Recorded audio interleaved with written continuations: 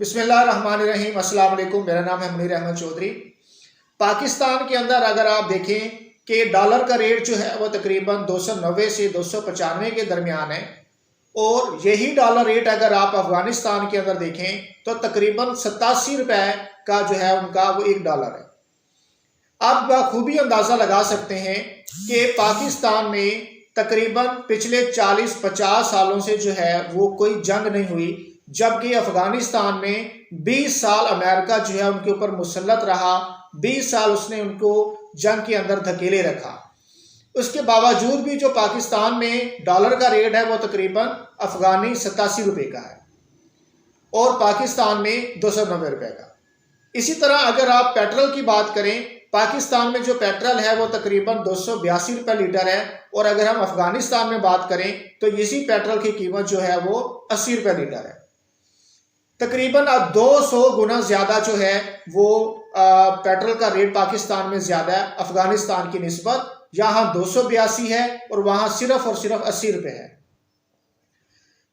हम पाकिस्तान का जो है वो कंपैरिजन किसी यूरोपियन कंट्री से नहीं कर रहे, ना ही हम अपने बाकी हमसाया ममालिक जैसे इंडिया, चाइना या बांग्लादेश से कर रहे हैं, बल्कि हमें अपने मुल्क का जो कंपैरिजन है वो अफगानिस्तान के साथ करना पड़ रहा है, और उसमें भी अफगानिस्तान जो है वो हमसे आगे है।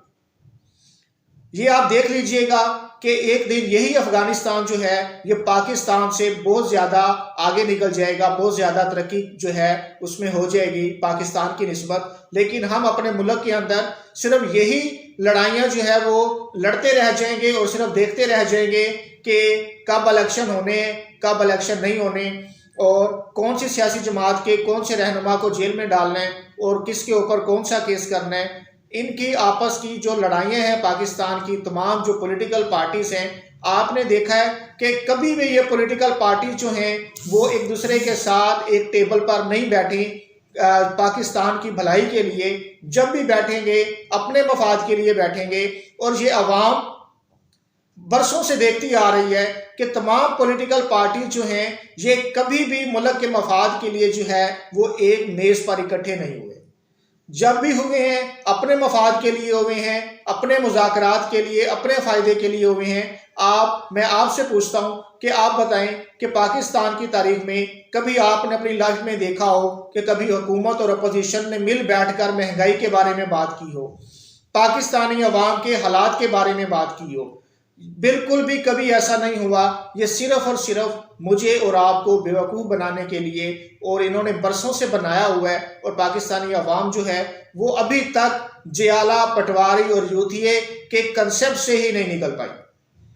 जिस दिन ये जियाला जो है पीपल पार्टी के खिलाफ खड़ा हो गया महंगाई के खिलाफ, और इसी तरह जिस दिन ये पटवारी जो है ये नून लीग के खिलाफ खड़ा हो गया कि महंगाई कम करो, मुल्क के हालात ठीक होने चाहिए, और इसी तरह जिस दिन ये यूथिया जो है वो इमरान खान के खिलाफ, पीटीआई के खिलाफ खड़ा हो गया कि महंगाई को कम किया जाए, पाकिस्तान के हालात को ठीक किया जाए, उस दिन से ये मुल्क जो है वो तरक्की की राह पर शुरू हो जाएगा। असल में हमें डिफरेंट जो है मुख्तलफ तबकों में तकसीम कर दिया गया, सियासी जमातों में तकसीम कर दिया गया, और हम तकसीम होते चले गए। हमने कभी ये नहीं सोचा कि पटवारी जो है वो भी इसी मुल्क का शहरी है, यूथिया जो है वो भी इसी मुल्क का शहरी है, इसी तरह जियाला भी इसी मुल्क का शहरी है, तमाम लोग पाकिस्तानी हैं। तो फिर ये पटवारी, जियाला, यूथिया, ये तकसीम हमने क्यों पैदा की? वो बात सच है कि जब पाकिस्तान बना था उस वक्त एक कौम को एक मुल्क की ज़रूरत थी, लेकिन आज एक मुल्क को एक कौम की ज़रूरत है। हम बिल्कुल भी एक कौम नहीं है, हम डिवाइड हो चुके हैं, और इन सियासतदानों ने हमें डिवाइड कर दिया है सिर्फ इसी वजह से कि वो जो कुछ मर्जी करते रहें, अवाम उनको डिफेंड करती है। अगर पटवारी जो है वो नून लीग को डिफेंड करता है तो यूथिया जो है वो पीटीआई को डिफेंड करता है। आपने देखा होगा चाहे उनकी पार्टी जो है कोई गलत काम भी करें तो उनके जो सपोर्टर्स हैं वो उसे डिफेंड करना शुरू कर देते हैं, जो कि सबसे बड़ी गलत बात है। अगर कोई पार्टी, कोई लीडर जो है वो गलत काम करता है तो सबसे पहले उसके सपोर्टर्स को जो है उसके अगेंस्ट खड़े होना चाहिए, ताकि इस लीडर को भी पता हो कि मैं जो गलत काम कर रहा हूं, मेरा अपना सपोर्टर जो है वो मेरे खिलाफ खड़ा होगा तो बाकी अवाम खुद ब खुद खड़ी हो जाएगी। लेकिन हम आज तक इस चीज़ से निकल ही नहीं पा रहे कि कौन सी पार्टी जो है वो मुल्क के लिए ठीक है और कौन सी ठीक नहीं है। मैं आपसे कहता हूँ कि सिर्फ और सिर्फ आप इन तमाम लीडरान की गलतियों के खिलाफ खड़े हो जाएं, उसे डिफेंड ना करें, तो ये आप जिस पार्टी की भी हुकूमत ले आएँ, आप उनकी अच्छाइयों के साथ उनके साथ हों, और अगर वो कोई गलत काम करते हैं तो उनके खिलाफ खड़े हो जाएं, तो वो पार्टी काम करना शुरू कर देगी, चाहे वो पीपल पार्टी ही क्यों ना हो।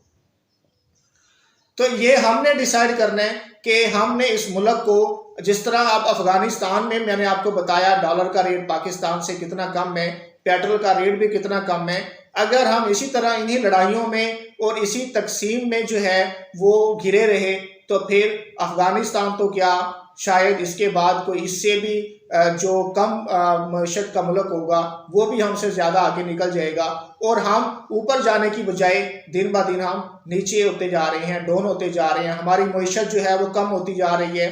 बेरोज़गारी बढ़ती जा रही है, महंगाई बढ़ती जा रही है, डॉलर का रेट मज़ीद ऊपर से ऊपर आता जा रहा है। आप अपने मुल्क के अंदर जो कारोबारी हजरात हैं उनसे पूछ कर देखें कि जब डॉलर जो है वो मुस्तहकम नहीं होता, किसी एक जगह पर उसका रेट जो है वो फिक्स नहीं होता, आए रोज़ चेंज होता है, तो उससे कारोबार के ऊपर क्या फ़र्क पड़ता है।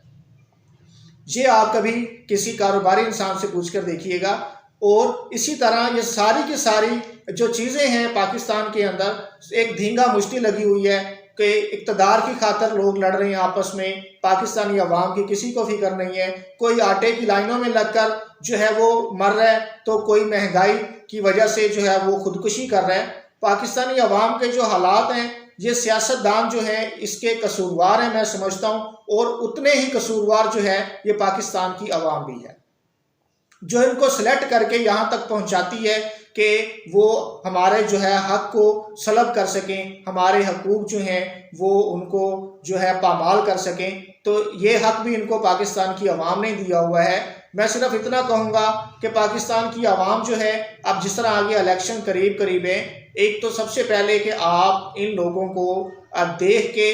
अच्छी तरह से, जिस तरह अगर आप बाज़ार से सब्ज़ी या फ्रूट लेते हैं तो उसको भी आप अच्छी तरह से देखभाल के आप उसे जो है वो ख़रीदते हैं। तो ये तो एक मुल्क की बका का मसला होता है कि आप एक वोट डाल रहे हैं और आंखें बंद करके, या किसी चाचे मामे ने कह दिया कि फ़लाँ को वोट डालना है तो उसको वोट डाल दिया, बाबा जी ने कहा था फ़लाँ को वोट डालना है तो उसी को वोट डाल दिया। तो ये जो चीज़ें हैं, आप अपने मुल्क के मुस्तकबिल का फ़ैसला कर रहे होते हैं, अपने मुस्तकबिल का फ़ैसला कर रहे होते हैं, आप अपने बच्चों के मुस्तकबिल का फ़ैसला कर रहे होते हैं। आप किसी के कहने पे किसी ऐसे शख्स को जो कि इस काबिल ही नहीं है उसको अपने सर पे किस तरह से बिठा लेते हैं। कम से कम आप अपने ज़मीर से ज़रूर पूछें जब भी आप वोट डालें कि मैं जिसे वोट दे रहा हूँ क्या वो शख्स इस काबिल भी है कि मैं उसे जो है वो रिकमेंड कर सकूँ। वोट देने का मतलब है कि आप उसे रिकमेंड कर रहे हैं कि इस मुल्क की जो भाग दौड़ है वो उसके काबिल है, उसके अहल है, वो हमारे इलाके को रिप्रेजेंट करेगा, उसकी नुमाइंदगी करेगा। तो ये किस तरह से हमारे इलाके की नुमाइंदगी करते हैं और इसके पीछे क्या क्या मुहर्रकात होते हैं, ये भी मैं आपको नेक्स्ट वीडियो के अंदर एक पूरी तफसील बताऊंगा कि किस तरह से इलाके के हकूक़ को पामाल किया जाता है और किस तरह से एक खामोश बकरी बनकर जो है वो पार्लियामेंट में जाकर सिर्फ अपने प्रोटोकॉल, तनख्वाहें और मरमरात लेकर जो है वो अपनी बाकी की ज़िंदगी जो है वो अयाशी के साथ गुजारी जाती है। ये भी इंशाल्लाह मैं नेक्स्ट वीडियो में आपके सामने जो है वो एक्सपोज करूँगा।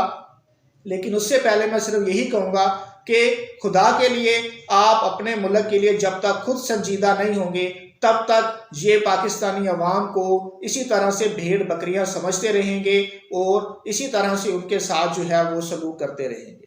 तो ये फैसला आपने करना है कि